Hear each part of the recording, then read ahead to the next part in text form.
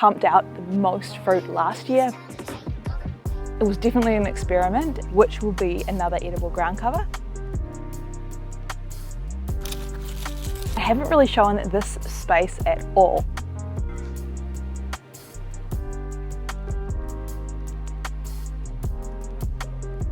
Welcome back to my gardens for the first time in 2024. I want to give you a full tour, see what's growing, see what's ready to pack, see where we're at, a bit of a fresh start because I didn't get to finish a lot of my videos towards the end of last year. So we're starting afresh, let's see where we're at. I transformed this patch of grass into a new garden just 3 months ago. So as you can see, the new garden that we put together at the end of last year is pumping. They're already chest high, a lot of the plants, and that is because I chose really hardy, drought-tolerant plants to grow over summer so I could establish this garden really quickly, get some sort of protection plants in. So these plants are really offering protection and shade and shelter for all the other surrounding plants, and it's just worked really well. It was definitely an experiment, and I'm taking what I've learned from this garden and I'm going to put that into this dirt patch right here this year. So let's take a look at what we've got growing in here and what I've already been picking and eating in just a few short months since this garden was planted, and most of these were seeds. So starting off at the front of the garden, we've got Queensland arrowroot, we've got a native, this is a hakea or a pincushion that I hope is going to add some more protection to my avocado as it gets taller. There's tomatoes, this is the Thai egg tomato that we planted from seed. Some lavender, some more cuttings of herbs in behind here as well, and you can start to see the feed lines that I put in. So this garden was planted in 3 lines. So we've got the 2 outside rows, and that's where a lot of my chop and drop and mulch is going to be grown to feed the soil. And then in between that, there's a row of space that I can lay that down, so I don't have to worry about putting it on top of other plants. I can just chuck all of my leftover leaves and branches, and you can see here this is from the pine tree over the back that we had to trim some off. So it makes it so easy, and I love how it's working so far. So the first mulch line, we've got Queensland arrowroot, we've got moringa, we've got rosella, and this one here is a pigeon pea, which is a nitrogen fixer. There's a gap here where something hasn't popped up. This one again, Queensland arrowroot, and these just repopulate and sort of grow more off the side. So I only ever planted 1 in all of these, and some of the patches now have 4 or more. There's an ice cream bean down here, a couple of other things that didn't pop up, I'm not sure what was there. More Queensland arrowroot, there's some ginger starting to make its way through the mulch, zucchini, and some other herbs on the end, and then the feed line of all the chop and drop is just behind here. So that means that these plants and the centre row can access that as it breaks down. And then my middle row here, we have a red spinach that's gone wild, a mulberry that I grew from a cutting, so that's a black mulberry. And again, I've planted this for quick shade cover to sort of protect the other plants and provide more mulch. A Hawaiian guava from a seed from my one out the back. That one there is another native, so that's the hakea, but that is a sea urchin one. And then the main trees here is the lemon mango. So I've got 2 main trees in this garden, the lemon mango and the avocado, that eventually will take up the space. But while they're still young and waiting to grow, I'm utilising that space to not only grow quick food, but also mulch and start feeding the soil up, because it was basically a sand pit when we started. And then this far side over here, we have a massive zucchini. Look at these Queensland arrowroots, they're so tall. And I think that's why this zucchini is doing so well, is that it had a bit of protection from the hot summer sun. More pigeon peas, again, nitrogen fixing to help build the soil, and also they are edible as well. Yacon, which is a root crop, more Queensland arrowroot, more spinach, more yacon, Queensland arrowroot, moringa, yacon, Queensland arrowroot, and then in here I planted some cucumber seeds. So there's a cucumber climbing up here, there's some thyme on the corner here, another pigeon pea, And because I used the New Zealand spinach as a mulch, there's obviously seeds in that, so that has started to pop up as well, which will be another edible ground cover. And then the Thai egg tomato seeds, which are on the corner. And then this one here, with this little bit of extra protection, is the avocado. And I may need to extend this shade cover because it's still getting a bit crispy in this hot summer sun. So we've got sweet potato popped up out of the compost in this garden bed, some cherry tomatoes, which like basically the plant's dead, but I'm still getting tomatoes off them, so I'm eating those. And down here I have another sort of zucchini, very spiky plant. So this one is sort of like a round zucchini, but I have left it far too long and I really need to pick it.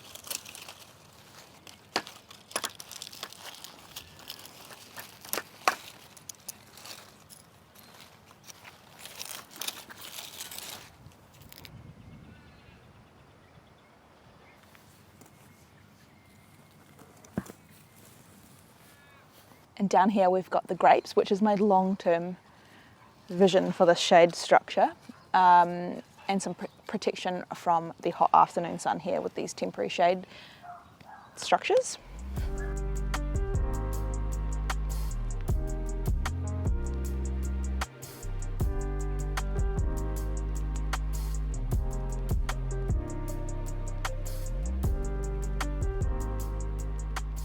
So the front citrus line still needs some work. There's gaps in between and I want to really fill the space out with a lot more plants this year, but the lime has got heaps of limes on it.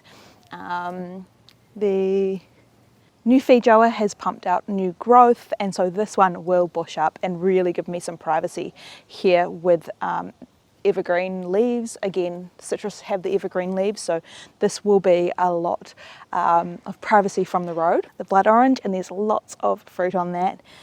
So those will be ready in winter, we'll be able to see those. So this is a different guava. This one is got a big fruit that's white inside. So I've got one flower coming on, so I really hope I get some fruit off that. Down below, as you can see, it's just a little bit dry and hot, and nothing's really growing. So I need to work on that. I've got to come up with something else because what I'm doing is obviously not working. So we've got the mandarin and another feijoa, and this one is double grafted. I grafted this one with it's a duffy with a white goose on top of it, and it's got new growth and it's got some little fruits on it as well. So I'm excited to try those. And down here I've got a fig that I planted because I do have a whole bunch of fig plants. So I've popped that in there. That should do really well out here in this hot, dry conditions. The lemonade, which is loaded, and it's also got lots of new flowers and little baby fruits. So I think there's going to be a really long harvesting season on that because there's some large ones and some tiny, tiny baby ones. As you can see here, like this big one here, and then there's some little baby ones here. So lots of lemonades in the future. But yeah, again, this one eventually will be all the space will be taken up by these plants to offer some more wind protection and some privacy as well out here in the front yard. Down here outside the house we've got New Zealand spinach growing absolutely wild. I need to cut this back and I'll use this as mulch, and some other yacon, a pumpkin that's sprawling through here, kale, the yellow cherry guava, and then of course down here we have the pond, and I will give you a full pond update video, what's worked, what hasn't worked, but for now this is what's been happening in the pond.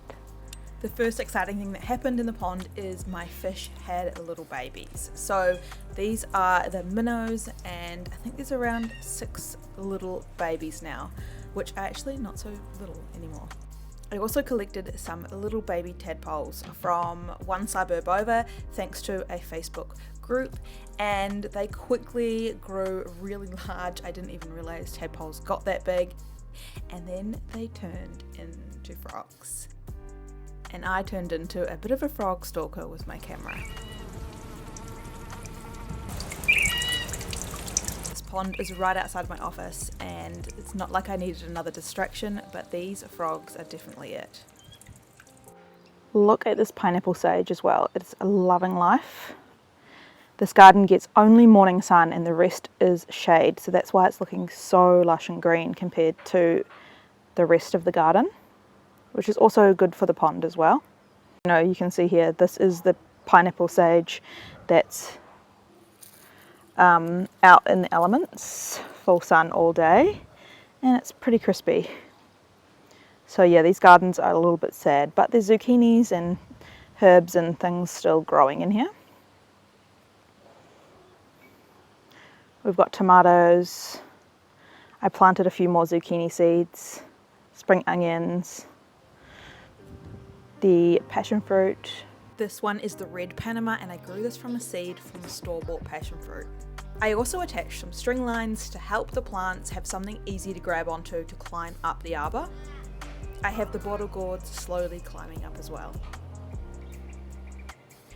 So starting off my food forest style garden out the back, we have, this is the shady corner. So this gets shade pretty much most of the time, a little bit of morning sun. And we've got sweet potato climbing up and also passion fruit. So this is the yellow Panama passion fruit, and I got to try a few fruits over winter and they were delicious. And it doesn't seem to mind this spot here. So it's growing really well. All the ground cover is now sweet potato, and we have my worms so they can stay nice and cool here in the shade of the big pine tree during the hot summer sun. I've got monstera, which is the fruit salad plant, and so that again prefers a little bit of shade. And then I've put some more mesh up here so the passion fruit can fill up that space there and it can be all green. And then we have Queensland arrowroot. And the first one that has a whole bunch of fruit on it is the strawberry guava. So the strawberry guava is loaded, the branches are literally just hanging down with fruit. The parrots tend to find this one, so we'll see how we go with actually getting this fruit to eat. And right on cue, the morning after I filmed this, we had a few visitors to the garden. So there's a few gaps in here because I've given the mulberry, the white mulberry, a bit of a prune around to make space for a new tree, which is a dwarf mango. So this mango tree is going to replace this eventually. This has done its dash. It's been an amazing plant to get this garden established. It's provided shade, shelter and food, but as well as a whole lot of green material. But I do want to have a mango a little bit more, so that's sort of a transitional phase here. I haven't taken this out yet. It's providing shade for the mango and protection from the harsh summer sun, so eventually that will go. And as you can see, the ground covers are loving having that dappled shade. So there's the sweet potato, which I don't really harvest. It's more so to protect the soil and create mulch, but also if I want sweet potato I can just go out and find one. Then I've got the false cardamom, which is a really fragrant tropical looking plant. I also have the Queensland arrowroot everywhere that I'm just repopulating as a it can be a substitute for potato, but also it has really beautiful tropical leaves that provide a whole lot of mulch for the garden. And then we have the Hawaiian guava, so there's heaps of fruit on that. A lot of the fruit has been damaged, well, scratched on the outside by we've had intense easterly winds, so huge windstorms here, and that has meant a lot of my feijoas have actually dropped off, and I'm probably not going to get as much fruit this season on a lot of these guavas, but there's still plenty on this tree, and they're just a little bit scratched up.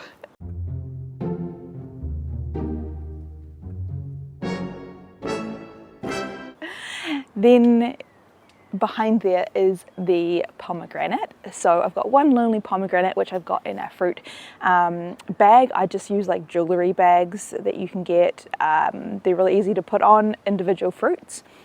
And then we've got the two feijoas. So these are my two feijoas.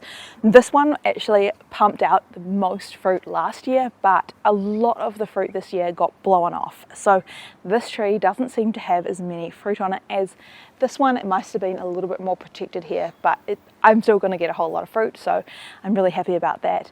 And the lemon tree in the back, which I've started giving a bit of a haircut. I still need to finish those top branches up there because I like to keep all my trees at a manageable height so that it's easy to pick the fruit, easy to prune, easy to see if I need to cut anything back. And yeah. And then along from the feijoas, we've got more Queensland arrowroot. We also have the kumquat here, and there's heaps of fruit on that. That's hopefully going to take up this empty space here. And then we've got some rosemary in the corner and the passion fruit, which is growing down the fence line and loving life by the looks of it. And I haven't really shown this space at all, and this is sort of my nursery at the moment because it's too hot to be planting things out into the garden. So a lot of things that I'm growing from seeds, cuttings, special plants that I don't want to die, I'm keeping in pots until we get to autumn so I can plant them out into the garden when I create some of these new garden spaces. So I have a shade cloth up here. This is a shade sail. It's probably about 90% cover because I could buy it ready-made, it's got hooks, and I could just install it straight away. Most fruit trees you're going to be wanting more of a 30 to 50% shade cover, but it's so hot here in Perth, it doesn't matter. My plants are happy and they get morning sun in this side, and then as you can see, the afternoon sun is streaming in as well. So they are getting enough light in here, but not getting cooked by that hot midday to afternoon sun. I have a whole bunch of unique and sort of rare tropical fruit trees, and that is what I'm loving at the moment. So I've been collecting those. See something that's on my list, I've been adding it to my collection. So we'll do a full tour out here and I'll show you everything, but for now, here's some of my favorites. This is the Thai Night star fruit. My last one didn't make it through the winter, so fingers crossed. I also have a custard apple, and I believe this is the African Pride. Another mango that's going out the front eventually, and I did manage to get my hands on this lemon pinky, which is a variegated lemon with slightly pink flesh. Rolinias are another one that are really hard to grow, especially here. They don't like the winter, and they also don't like the extreme heat. And all of these pots you can see are on this new metal plant stand that my partner built for me. I wanted to get them off the ground to help with drainage, but also to get away from all of the slaters that were living underneath all the pots and just breeding up a storm. I've also got all my seeds growing on these metal shelves as well, again helping with drainage. I've got red tamarillo, I've got guavas from my guava tree, I've got papaya, sapodilla, lots of fruit grown from seeds.